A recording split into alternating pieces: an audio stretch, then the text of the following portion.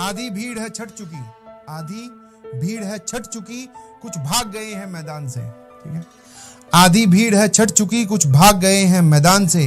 तू अगर है टिका, तू अगर है टिका तो जीत कर ही जाएगा, तू अगर है टिका तो जीत कर ही जाएगा। ये बोल रहा हूं मैं सृष्टि के संविधान से। ठीक है, जोरदार है ना।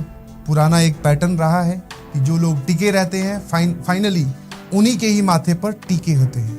ठीक है, मतलब जीत के विजय तिलक जिसको बोलते हैं। ठीक है, तो be consistent and stay in the ground, मतलब लड़ते रहिए प्लीज बी वेरी प्रिसाइज। और अब तक आप क्या थे, आप क्या कर रहे थे, उससे मैटर नहीं करता। अब आप क्या करने वाले हो बहुत मैटर करेगा, क्योंकि अब आपके साथ वाले जो लोग हैं ना वो इस डेट को देखकर एक्टिव हो गए हैं। समझ में आया?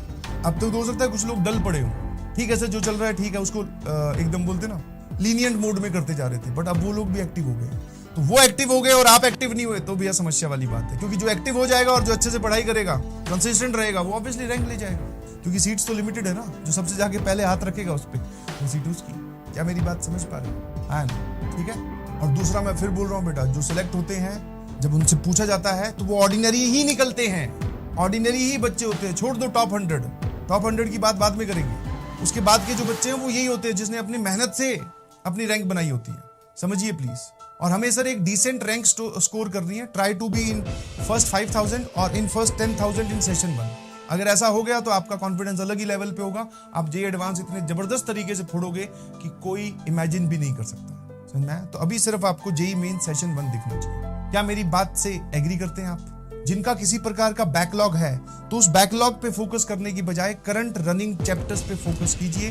दैट इज इंपॉर्टेंट, क्योंकि जनरली ऐसा देखा गया है बैकलॉग कवर करने के चक्कर में ना हमसे वो बैकलॉग कवर होता, ना हमसे पैरेलल क्लासेस कवर होती, तो सर हमारा जो है वो उसको बोलते हैं जैसे अंग्रेजी में हॉच पॉच, खिचड़ी बन जाती है सर। अब समझ ही नहीं आता कि क्या हुआ, हमने कितना कवर कर दिया और कितना छोड़ दिया, कुछ नहीं पता चला। समझ में आया? मैं फिर बोल रहा हूँ, तुम सब लोग अपने अपने घर बैठे हो और समझदार भी हो।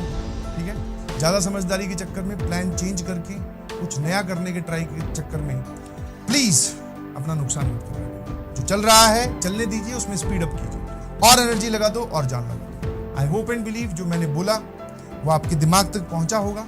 और बाकी विश्वास रखिए अपनी पढ़ाई पे, अपने टीचर्स पर, इस यूनिवर्स पर, भगवान पर। जो होगा वो बहुत अच्छा होगा, आपके फेवर में होगा। घबराइए बिल्कुल भी। रिजल्ट का सोचकर पढ़ाई नहीं करनी है, आपको मेहनत का सोचकर पढ़ाई करनी है कि मैं कितनी इनपुट दे रहा हूं या दे रहा हूं। बस काम खत्म। बाकी बातें जब रिजल्ट आएगा तब करेंगे। ठीक है, और अब के बाद में हर एक दिन बहुत इंपॉर्टेंट है। Every day counts very well. ये जो कल करने वाला एटीट्यूड है छोड़ दो भैया, क्योंकि अभी सर हमें समेटते हुए चलना है। ध्यान रखना, आप ये नहीं बोल सकते कि मेरा ये वाली चीज रहेगी, ये मैं बाद में कर लूंगा। बाद में आपको पता चलेगा सेशन 1 से पहले आपको बाद वाला टाइम मिलेगा ही नहीं, क्योंकि धीरे धीरे लेक्चर्स की फ्रीक्वेंसी भी बढ़ने वाली है। फ्रीक्वेंसी मतलब आपकी शायद 4 क्लासेस स्टार्ट हो जाएंगी। Be ready for that and be ready in every case. थोड़ा प्रेशर आएगा, we can handle that sir.